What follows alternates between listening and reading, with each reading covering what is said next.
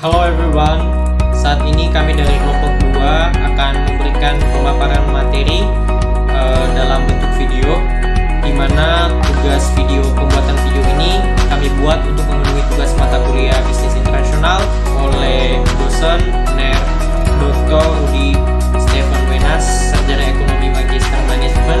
Dan sebelum kami akan memaparkan setiap materi kami dari kelompok memperkenalkan diri. Saya Samuel Zega, NIM 20611102030. Nama saya Jimmy Franky dengan NIM 2006110219. Nama saya Rika Marinko dengan NIM 2006. Dan perkenalkan, nama saya Ramdan Suma. Nama saya Jennifer Rizka dengan NIM 200611102052.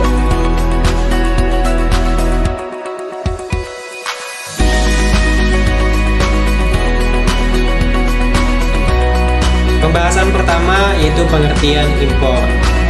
Impor kita tahu adalah sebuah proses transportasi barang atau bisa dikatakan proses transferan barang atau komoditas dari suatu negara ke negara lain secara legal. Istilahnya impor ini diakui secara hukum dan umumnya proses tersebut juga dikatakan sebagai proses perdagangan. Adapun proses impor sendiri itu secara konsep sederhana, proses impor itu bisa dikatakan proses memasukkan barang atau komoditas dari negara lain ke dalam negeri. Istilahnya, misalkan kita Indonesia, kita tertarik pada suatu barang, pemerintah kita tertarik pada suatu produk di luar negara, dan mereka akan membawanya masuk ke dalam Indonesia. Misalnya produk dari Korea atau produk dari Malaysia. Ketika pemerintah Indonesia ingin memasukkannya ke dalam negara kita, tentu yang membawanya ke dalam itu adalah terjadi proses perdagangan atau transaksi di dalamnya, dan itulah yang dikatakan sebagai impor atau proses impor, yaitu proses pemasukan barang atau produk dari negara lain masuk ke dalam negeri. Tentu kita bertanya-tanya, kenapa Indonesia suka mengimpor produk, atau mengapa ada negara yang suka dengan produk dari luar negara. Ini kembali kepada kebutuhan masyarakat atau kebutuhan dalam negeri yang notabene atau seyogianya suatu negara tidak bisa memproduksi produk tersebut dengan kualitas yang sama dengan negara lain.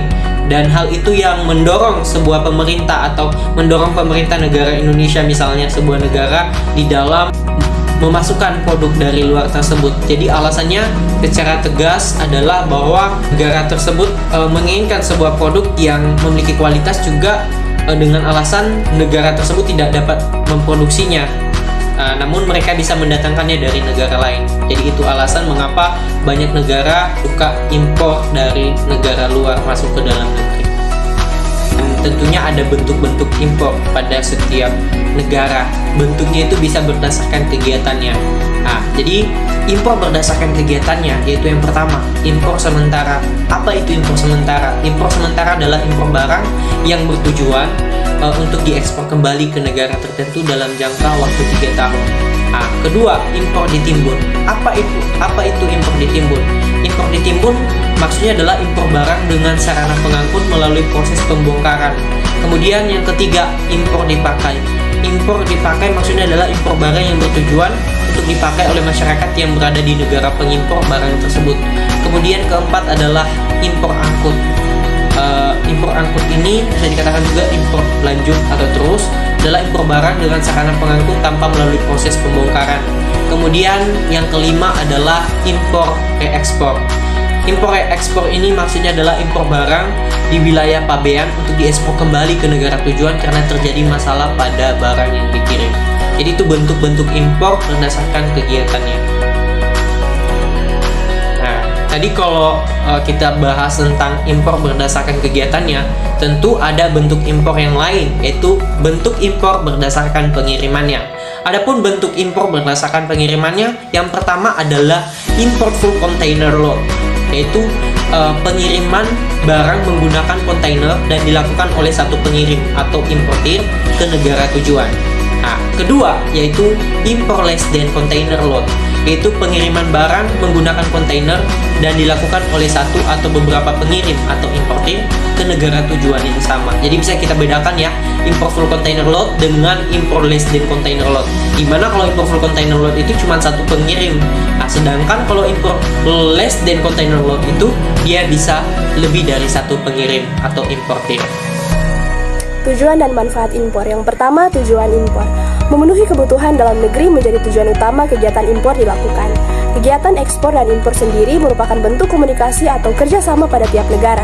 Selain memenuhi kebutuhan dalam negeri, tujuan dilakukannya kegiatan impor ialah meningkatkan neraca pembayaran dan mengurangi adanya keluaran devisa pada negara lain. Kemudian, kegiatan impor bermanfaat untuk meningkatkan potensi pada suatu negara. Kemudian ada manfaat impor. Yang pertama yaitu mendapatkan barang atau jasa yang tidak bisa dihasilkan di dalam negeri. Yang kedua yaitu mendapatkan pasokan bahan baku untuk industri di dalam negeri.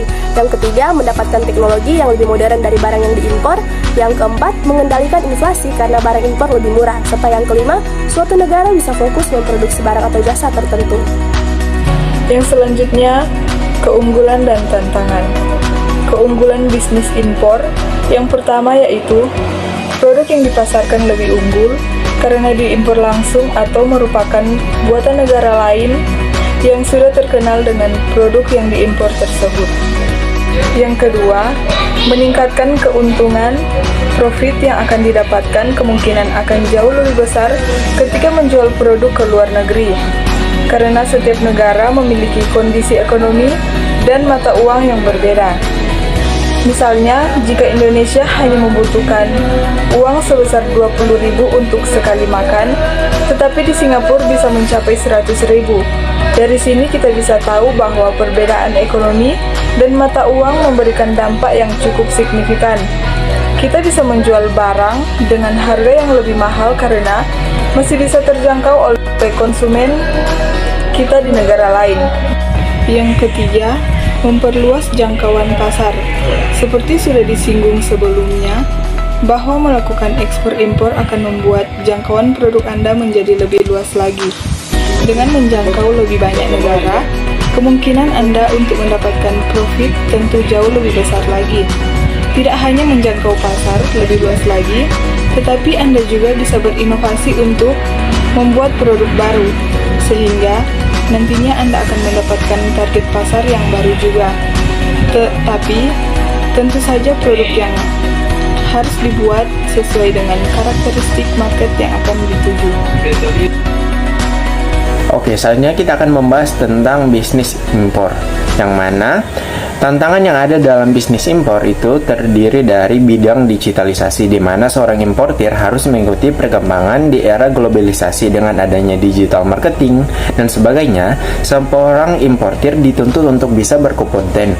Contohnya saat menawarkan produk, seorang importir tidak perlu saling bertatap muka, tetapi bisa dilakukan secara daring. Selanjutnya yaitu di bidang SDM, yang mana agar proses produk impor berjalan dengan lancar, maka seorang importir memerlukan SDM yang berkompeten di bidangnya. Dengan kata lain, seorang importir harus melakukan seleksi yang sangat teliti. Selanjutnya kita akan membahas tentang contoh perusahaan, yaitu Mitsubishi Motor Karma Yuda Indonesia, yang mana Mitsubishi Motor Karma Yuda Indonesia merupakan perusahaan impor yang memiliki nilai devisa sebanyak 469 juta dolar Amerika Serikat, yang mana perusahaan ini berdiri di bidang otomotif dan komoditas yang diekspor adalah bahan baku untuk produksi otomotif tersebut, khususnya untuk mobil dan truk.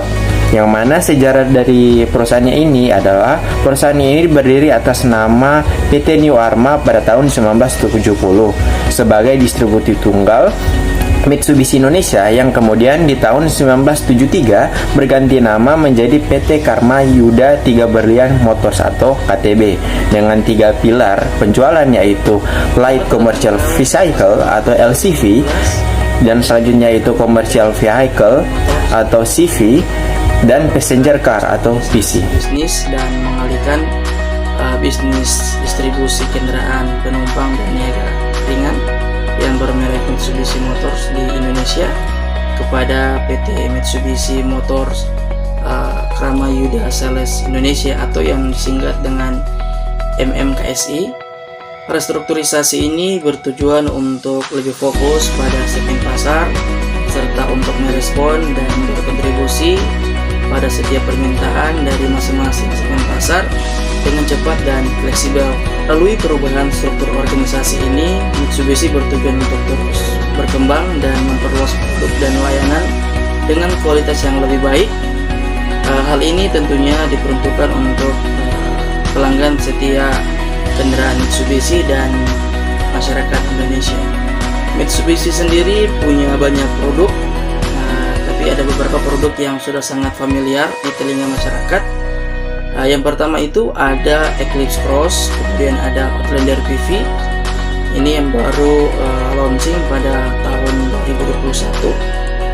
Kemudian ada Pajero Sport, ada Triton, dan ada Expander serta ada Expander Cross.